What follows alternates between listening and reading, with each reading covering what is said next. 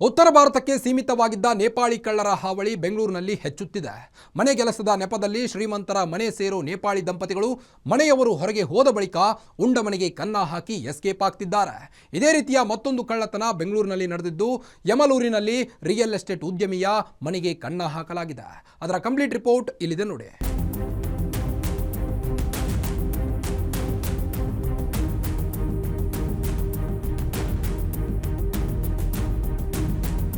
ಮನೆಯಲ್ಲಿ ಚೆಲ್ಲ ಪಿಲ್ಲಿಯಾಗಿ ಬಿದ್ದಿರೋ ವಸ್ತುಗಳು, ಅತ್ಯಂತ ಸೇಫ್ ಅಂತ ಕರೆಯೋ ಲಾಕರ್ ಮುರಿದು ಬಿದ್ದಿರೋದು, ಮುರಿದು ಬಿದ್ದಿದ್ದ ಲಾಕರ್ ಬಳಿ ತಲಾಶ್ ನಡೆಸ್ತಿರೋ ಪೊಲೀಸರು. ಈ ದೃಶ್ಯಗಳು ಕಂಡು ಬಂದಿದ್ದು ಬೆಂಗಳೂರಿನ ಯಮಲೂರಿನಲ್ಲೇ. ಇದಕ್ಕೆ ಕಾರಣ ಮನೆಗೆಲಸದವರಿಂದ ನಡೆದಿರೋ ಕಳ್ಳತನ.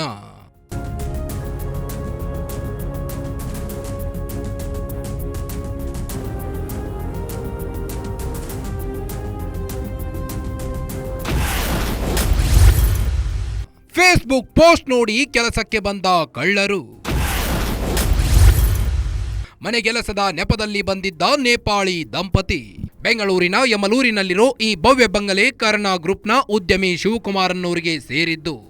ರಿಯಲ್ ಎಸ್ಟೇಟ್ ಉದ್ಯಮಿಯಾಗಿರೋ ಶಿವಕುಮಾರ್ ಮನೆಯಲ್ಲಿ ಈ ಹಿಂದೆ ವಿಕಾಸ್ ಮತ್ತು ಮಾಯಾ ಅನ್ನೋ ನೇಪಾಳಿ ದಂಪತಿ ಮನೆ ಕೆಲಸವನ್ನ ಮಾಡ್ತಿದ್ರು. ಸುಮಾರು 7 ತಿಂಗಳು ಅವರ ಮನೆಯಲ್ಲಿ ಕೆಲಸ ಮಾಡಿದ ಮಾಯಾ ಮತ್ತು ವಿಕಾಸ್ ನಾವು ಊರಿಗೆ ಹೋಗ್ತೀವಿ ಅಂತ ಹೇಳಿದ್ರು. ಇದ್ದಕ್ಕಿದ್ದಂತೆ ಊರಿಗೆ ಹೋಗ್ತೀವಿ ಅನ್ನೋದನ್ನ ಕೇಳಿದ ಶಿವಕುಮಾರ್ ಪತ್ನಿ ಸಡನ್ ಆಗಿ ಕೆಲಸ ಬಿಟ್ರೆ ಹೇಗೆ, ನಮಗೆ ತೊಂದರೆಯಾಗುತ್ತೆ ಅಂತ ಹೇಳಿದ್ರು. ಅಲ್ಲದೆ ಬೇರೆಯವರನ್ನ ಕೆಲಸಕ್ಕೆ ಸೇರಿಸಿ ನೀವು ಊರಿಗೆ ಹೋಗಿ ಅಂತ ಹೇಳಿದ್ರು.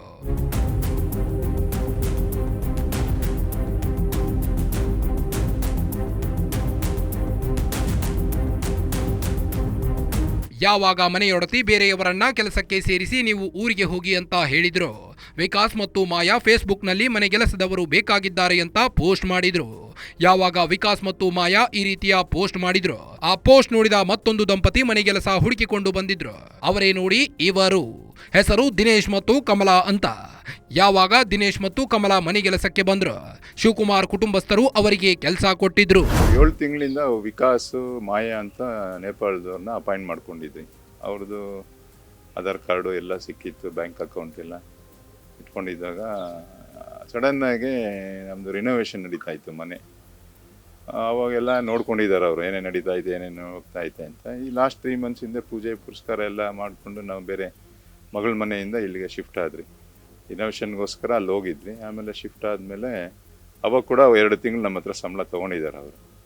ತೊಗೊಂಡಾದ್ಮೇಲೆ ಸಡನ್ನಾಗಿ ನಾವು ಊರಿಗೆ ಹೋಗ್ತೀರಿ, ನಾವು ಕೆಲಸ ಮಾಡಲ್ಲ ಅಂತ ಹೇಳಿದ್ರು. ಅವಾಗ ನಮ್ಮ ಮಿಸಸ್ ಇದ್ಕೊಂಡು, ನೋಡಪ್ಪ ನೀವು ಹೋಗಂಗಿದ್ರೆ ಇಲ್ಲಿ ಮನೆ ದೊಡ್ಡದು, ಸ್ವಲ್ಪ ಕೆಲಸಗಳಿರುತ್ತೆ, ಯಾರನ್ನ ತಂದು ಬಿಟ್ಬಿಟ್ಟು ಹೋಗ್ರಿ ಅಂತ ಹೇಳಿದ್ರು ನಮ್ಮ ಮಿಸಸ್ಸು. ಅದೇ ಥರ ಅವರು ಈ ಕಮಲಾ ಆಮೇಲೆ ದಿನೇಶ್ ಅಂತ ಇಬ್ಬರನ್ನ ತಂದುಬಿಟ್ರು.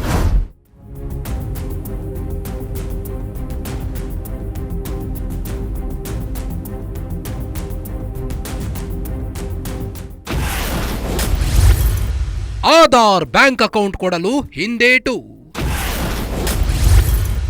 ವಾರ್ನಿಂಗ್ ಕೊಟ್ಟರೂ ಮಾಹಿತಿ ಕೊಡದ ದಂಪತಿ. ಯಾವಾಗ ಶಿವಕುಮಾರ್ ಮನೆಗೆ ದಿನೇಶ್ ಮತ್ತು ಕಮಲಾ ಕೆಲಸಕ್ಕೆ ಸೇರಿದ್ರು, ಅವರ ಆಧಾರ್ ಕಾರ್ಡ್ ಮತ್ತು ಬ್ಯಾಂಕ್ ಅಕೌಂಟ್ ಮಾಹಿತಿ ನೀಡುವಂತೆ ಅವರ ಮನೆಯ ಸೂಪರ್ವೈಸರ್ ಸಿದ್ಧ ಅನ್ನೋರು ಹೇಳಿದ್ರು. ಆದರೆ ಆಧಾರ್ ಮತ್ತು ಬ್ಯಾಂಕ್ ಅಕೌಂಟ್ ಮಾಹಿತಿ ಕೊಡೋಕೆ ಅವರು ಹಿಂದೇಟು ಹಾಕಿದ್ರು. ಆಧಾರ್ ಮತ್ತು ಬ್ಯಾಂಕ್ ಅಕೌಂಟ್ ಕೊಡದೆ ನಿಮಗೆ ಸಂಬಳ ಕೊಡಲ್ಲ ಅಂತ ಎಚ್ಚರಿಕೆ ಕೂಡ ನೀಡಿದ್ರು.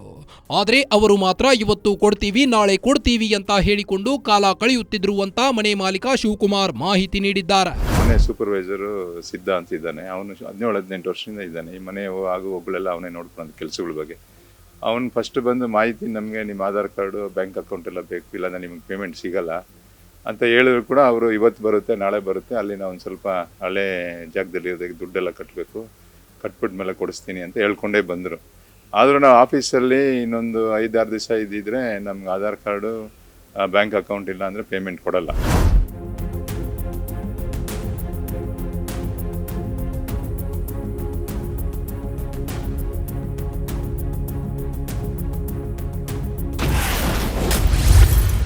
ಕಾರ್ಯ ನಿಮಿತ್ತ ಹೊರಗೆ ಹೋಗಿದ್ದ ಮಾಲೀಕರು. ಸಮಯ ನೋಡಿ ಚಿನ್ನಾಭರಣ ಕದ್ದ ಕಳ್ಳ ದಂಪತಿ. ದಿನೇಶ್ ಮತ್ತು ಕಮಲಾ ದಂಪತಿ ಮನೆಗೆಲಸಕ್ಕೆ ಸೇರಿ ಹೆಚ್ಚು ದಿನಗಳೇನೂ ಆಗಿರಲಿಲ್ಲ. ಕೇವಲ 20ರಿಂದ 25 ದಿನಗಳಷ್ಟೇ ಕಳೆದಿದ್ದವು. ಕಡಿಮೆ ಅವಧಿಯಲ್ಲಿಯೇ ಮನೆಯವರ ವಿಶ್ವಾಸ ಗಳಿಸಿದ್ರು. ಹೀಗಾಗಿ ಮನೆ ಮಾಲೀಕರು ಅವರನ್ನ ನಂಬಿ ಕಾರ್ಯನಿಮಿತ್ತ ಹೊರ ಹೋಗಿದ್ರು. ಚಿಕ್ಕಬಳ್ಳಾಪುರ ಜಿಲ್ಲೆಯ ಎಚ್ ಕ್ರಾಸ್ ಬಳಿ ಭೂಮಿ ಪೂಜೆ ಕಾರ್ಯಕ್ರಮಕ್ಕೆ ತೆರಳಿದ್ರು. ಈ ಸಮಯವನ್ನ ನೋಡಿ ದಿನೇಶ್ ಮತ್ತು ಕಮಲಾ ದಂಪತಿ ಮನೆಯಲ್ಲಿ ತಮ್ಮ ಕೈ ಚಳಕವನ್ನ ತೋರಿಸಿದ್ದಾರೆ.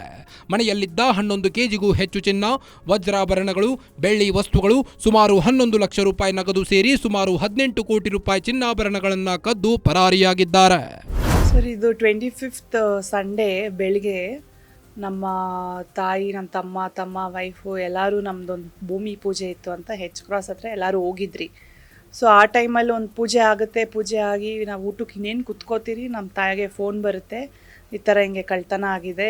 ಇಲ್ಲಿ ಕೆಲಸ ಮಾಡ್ತಾರೋ ಗಂಡ ಹೆಂಡ್ತಿ ನೇಪಾಳದವರು ದಿನೇಶ್ ಮತ್ತು ಕಮಲಾ ಯಾರಿದ್ದಾರೋ ಅವರು ಮಾಡಿರೋದು. ಸೊ ನಮ್ಮ ಅಡುಗೆಯವರು ಇದ್ದಾರಲ್ಲ, ಅವ್ರು ನಮಗೆ ಫೋನ್ ಮಾಡಿ ಇಮಿಡಿಯೇಟ್ ಇನ್ಫಾರ್ಮ್ ಮಾಡಿದಾಗೆ ನಾವು ಅಲ್ಲಿಂದ ಇಮಿಡಿಯೇಟ್ಲಿ ಓಡಿ ಬಂದು ಚೆಕ್ ಮಾಡೋಷ್ಟರಲ್ಲಿ ಲಾಕರ್ ಹೊಡ್ದು ಇರೋ ಒಡವೆ ಎಲ್ಲ ತೊಗೊಂಡೋಗಿದ್ದಾರೆ.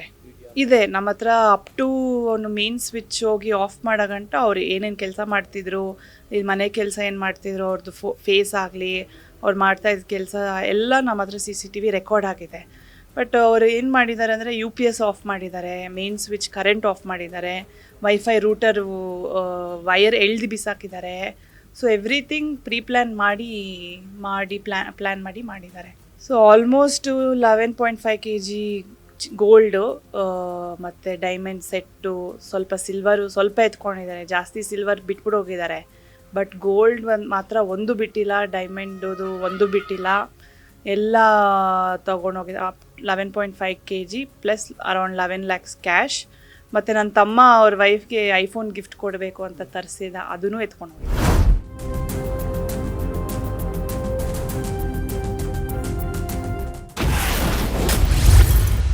ಕೊರಿಯನ್ ಲಾಕರ್ಗಳನ್ನೇ ಮುರಿದ ದಂಪತಿ. ಕಬ್ಬಿಣದ ರಾಡ್ಗಳನ್ನು ಬಳಸಿ ಲಾಕರ್ ಓಪನ್. ರಿಯಲ್ ಎಸ್ಟೇಟ್ ಉದ್ಯಮಿಯಾಗಿರೋ ಶಿವಕುಮಾರ್ ತಮಗೆ ಬಂದ ಲಾಭದಲ್ಲಿ ಚಿನ್ನಾಭರಣಗಳನ್ನ ಖರೀದಿಸಿದ್ರು. ಹೀಗೆ ಖರೀದಿಸಿದ್ದ ಚಿನ್ನಾಭರಣಗಳನ್ನ ಇಡಲು ಕೊರಿಯನ್ ಲಾಕರ್ಗಳನ್ನ ಆಮದು ಮಾಡಿಕೊಂಡಿದ್ರು.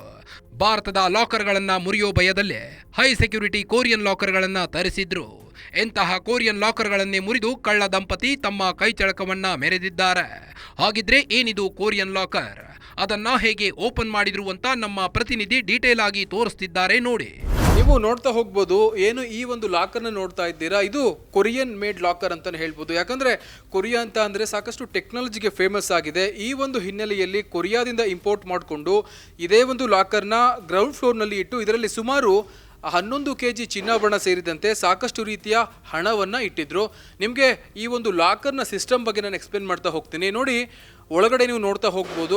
ಸುಮಾರು 4 ಅಡಿಯಷ್ಟು ಉದ್ದ ಇದೆ, ಅದೇ ರೀತಿ ಸುಮಾರು 2 ಅಡಿಯಷ್ಟು ಅಗಲ ಇದೆ. ಅದರಲ್ಲಿ ಸಾಕಷ್ಟು ಕಂಪಾರ್ಟ್ಮೆಂಟ್ಗಳು ಸಹ ಇದೆ. ಇದರಲ್ಲಿ ಗಮನಿಸುವ ಅಂಶವೇನು ಅಂತ ಅಂದರೆ, ನೀವು ಇಲ್ಲೇನು ಇನ್ಸೈಡಲ್ಲಿ ನೋಡ್ತಾ ಇದ್ದೀರಾ, ಇದೆಲ್ಲ ಒಂದು ಸ್ಪೀಕರ್ ಅಥವಾ ಹೂಟರ್ ಅಂತಲೇ ಹೇಳ್ಬೋದು. ಸಾಧಾರಣವಾಗಿ ಇಂಥ ಲಾಕರ್ಗಳು ಯಾವಾಗ ಈ ರೀತಿಯ ಕಳ್ಳರು ಅಥವಾ ದುಷ್ಕರ್ಮಿಗಳು ಬಂದು ದಾಳಿಯನ್ನು ಮಾಡ್ತಾರೆ, ಅಂತಹ ಸಂದರ್ಭದಲ್ಲಿ ಒಂದು ಸೌಂಡನ್ನು ಮಾಡುತ್ತೆ. ಆ ಒಂದು ಬಜರ್ ಅಥವಾ ಬೀಪ್ ಸೌಂಡ್ ಯಾವ ಮಟ್ಟಿಗೆ ಇರುತ್ತೆ ಅಂತ ಅಂದರೆ, ಸುಮಾರು 400 ಮೀಟರ್ ಅಥವಾ ಅರ್ಧ ಕಿಲೋಮೀಟರ್ನ ದೂರಕ್ಕೆ ಆ ಒಂದು ಬಜರ್ ಸೌಂಡ್ ಕೇಳುತ್ತೆ ಅಂತಾನೆ ಹೇಳ್ಬೋದು. ಟೋಟಲ್ 5ರಿಂದ 6 ಲಾಕ್ಗಳಿವೆ ಇದರಲ್ಲಿ. ಇವೆಲ್ಲವನ್ನೂ ಸಹ ಇವರು ಬ್ರೇಕ್ ಮಾಡಿರ್ತಕ್ಕಂಥದ್ದು. ಇನ್ನು ಒಳಭಾಗದಲ್ಲಿ ನೀವು ನೋಡ್ತಾ ಹೋದ್ರೆ ಸಿಮೆಂಟ್ ಅಥವಾ ಜಿಪ್ಸಮ್ ಮಾದರಿಯ ಕೆಲವೊಂದು ಅಂಶ ಅಥವಾ ವಸ್ತು ಇಲ್ಲಿ ಪತ್ತೆ ಆಗ್ತಾ ಇದೆ. ಇದನ್ನ ಮ್ಯಾನುಫ್ಯಾಕ್ಚರ್ ಮಾಡುವ ಸಮಯದಲ್ಲಿ ಈ ರೀತಿಯ ವಸ್ತುಗಳನ್ನು ಬಳಸಿದ್ದಾರೆ. ಇನ್ನು ಇವರು ಯಾವ ರೀತಿ ಬ್ರೇಕ್ ಮಾಡಿದ್ರು ಅಂತ ನೋಡ್ತಾ ಹೋದ್ರೆ ನೀವು ನೋಡ್ತಾ ಹೋಗ್ಬೋದು. ಇವರು ಜಾಸ್ತಿ ಏನು ಕೆಳಗಡೆ ಯಾವುದೇ ರೀತಿಯ ಏನು ಒತ್ತಡವನ್ನು ಹಾಕಿ ಇದನ್ನು ಓಪನ್ ಮಾಡಿಲ್ಲ. ಇವರು ಸಾಕಷ್ಟು ಒಂದು ಐಡಿಯಾವನ್ನು ಬಳಸಿ, ಅದೇ ರೀತಿ ಸಾಕಷ್ಟು ಎಕ್ಸ್ಪೀರಿಯನ್ಸ್ ಇರ್ತಕ್ಕಂತಹ ಕಳ್ಳರು ಇಲ್ಲಿ ಬಂದಿದ್ದಾರೆ. ನೋಡಿ, ಕೇವಲ ಮೇಲೆ 1ರಿಂದ 1.5 ಅಡಿಯಲ್ಲಿ ಮಾತ್ರ ಇವರು ಕೈಚಳಕವನ್ನು ತೋರಿದ್ದಾರೆ. ಅದೇ ರೀತಿ ಸುಮಾರು 2ರಿಂದ 3 ಅಡಿ ಕಬ್ಬಿಣದ ರಾಡ್ಗಳನ್ನು ಇವರು ಬಳಸಿದ್ದಾರೆ. ಅದು ಕೂಡ ಇಂಪೋರ್ಟ್ ಮಾಡ್ಕೊಂಡಿದ್ದಾರೆ ಎನ್ನುವ ಒಂದು ಮಾಹಿತಿ ಕೂಡ ಇದೆ. ಯಾಕಂದರೆ ಸಾಧಾರಣವಾಗಿ ಇಂಥ ಲಾಕರನ್ನು ತೆಗೆಯುವ ಸಂದರ್ಭದಲ್ಲಿ ಚಿಕ್ಕ ಪುಟ್ಟ ಕಬ್ಬಿಣದ ತುಂಡುಗಳಿಂದ ಸಾಧ್ಯ ಆಗೋದಿಲ್ಲ. ಹೀಗಾಗಿ ಒಂದು ಕ್ರಿಕೆಟ್ ಬ್ಯಾಗಲ್ಲಿ ಇದನ್ನು ತುಂಬಿಕೊಂಡು ಬಂದು ಈ ರೀತಿ ಇವರು ಕಳ್ಳತನವನ್ನು ಮಾಡಿದ್ದಾರೆ. ಅದೇ ರೀತಿ ಈಗ ಏನು ನೋಡ್ತಾ ಇದ್ದೀರಾ, ಇದು ಏನು ಫಸ್ಟ್ ಫ್ಲೋರ್ನಲ್ಲಿ ಇರ್ತಕ್ಕಂತಹ ಕಪ್ಪು ಕಲರ್ದ ಲಾಕರ್ ಏನಿದೆ ಅದರ ಒಂದು ಡೋರ್ ಅಂತಲೇ ಹೇಳ್ಬೋದು. ಇದೂ ಸಹ ಕೊರಿಯನ್ ಮೇಡೆ. ಇದನ್ನೂ ಸಹ ಏನು ದುಷ್ಕರ್ಮಿಗಳು ಮುರಿದು ಹಾಕಿರುವಂಥದ್ದು.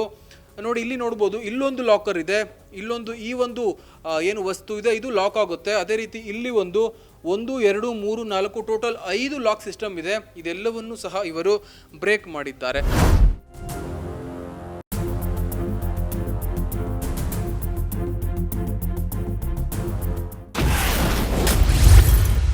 ಶಾಪಿಂಗ್ ನೆಪದಲ್ಲಿ ಅಡುಗೆ ಕೆಲಸದಾಕೆ ಲಾಕ್. 30 ನಿಮಿಷದಲ್ಲಿ 18 ಕೋಟಿ ಕಳ್ಳತನ. ಇವರು ಕೆಲಸಕ್ಕೆ ಬಂದ ದಿನದಿಂದಲೂ ಕಳ್ಳತನಕ್ಕೆ ಸ್ಕೆಚ್ ಹಾಕಿದಂತೆ ಕಾಣುತ್ತಿದೆ. ಪಕ್ಕಾ ಪ್ರೀ ಪ್ಲಾನ್ಡ್ ಕಳ್ಳತನ ಇದಾಗಿದೆ ಅನ್ನುವುದಕ್ಕೆ ಹಲವಾರು ಸಾಕ್ಷ್ಯಗಳು ಸಿಕ್ಕಿವೆ. ಮೊದಲಿಗೆ ಮನೆಯ UPS ಆಫ್ ಮಾಡಿದ ದಿನೇಶ್, ಬಳಿಕ ಸಿಸಿ ಕ್ಯಾಮೆರಾಗಳ ವೈರ್ಗಳನ್ನ ಕಿತ್ತು ಹಾಕಿದ್ದ. ಅಲ್ಲದೆ ಮನೆಯ ವೈಫೈ ರೌಟರ್ ಸಂಪರ್ಕ ಕೂಡ ಕಡಿತ ಮಾಡಿದ್ದ. ಎಲ್ಲಕ್ಕಿಂತ ಹೆಚ್ಚಾಗಿ ಶಿವಕುಮಾರ್ ಅವರ ಮನೆಯಲ್ಲಿ ಕೆಲಸ ಮಾಡ್ತಿದ್ದ ಅಡುಗೆ ಕೆಲಸದಾಕೆಯನ್ನ ಶಾಪಿಂಗ್ ನೆಪದಲ್ಲೇ ಕಮಲ ಹೊರಗೆ ಕರೆದುಕೊಂಡು ಹೋಗಿದ್ಲು. ಅಲ್ಲಿ ಸುಮಾರು ಅರ್ಧ ಗಂಟೆ ಲಾಕ್ ಮಾಡಿಕೊಂಡಿದ್ಲು. ಈ ಅರ್ಧ ಗಂಟೆಯಲ್ಲಿ ದಿನೇಶ್ ತನ್ನ ಕೈಚಳಕವನ್ನ ಮೆರೆದಿದ್ದಾನೆ. ಸುಮಾರು 18 ಕೋಟಿ ರೂಪಾಯಿ ಮೌಲ್ಯದ ಚಿನ್ನಾಭರಣ ಕದ್ದು ಎಸ್ಕೇಪ್ ಆಗಿದ್ದಾನೆ. ಇದರಿಂದ ಶಿವಕುಮಾರ್ ಕುಟುಂಬಸ್ಥರು ಶಾಕ್ಗೆ ಒಳಗಾಗಿದ್ದಾರೆ.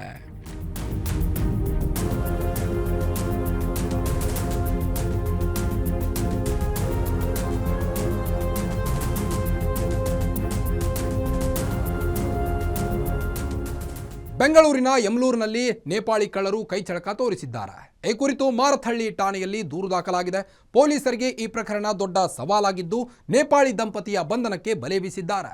ಇದರ ನಡುವೆ ಮನೆಗೆಲಸದ ನೆಪದಲ್ಲಿ ಶ್ರೀಮಂತರ ಮನೆಗೆ ಎಂಟ್ರಿ ಕೊಡು ನೇಪಾಳಿ ದಂಪತಿ ಉಂಡ ಮನೆಗೆ ಕನ್ನ ಬಗೆಯೋ ಕೆಲಸ ಮಾಡ್ತಿದ್ದಾರೆ. ಕೇವಲ ಉತ್ತರ ಭಾರತಕ್ಕೆ ಸೀಮಿತವಾಗಿದ್ದ ನೇಪಾಳಿಗರ ಹಾವಳಿ ಈಗ ಬೆಂಗಳೂರಿಗೂ ವ್ಯಾಪಿಸಿದೆ.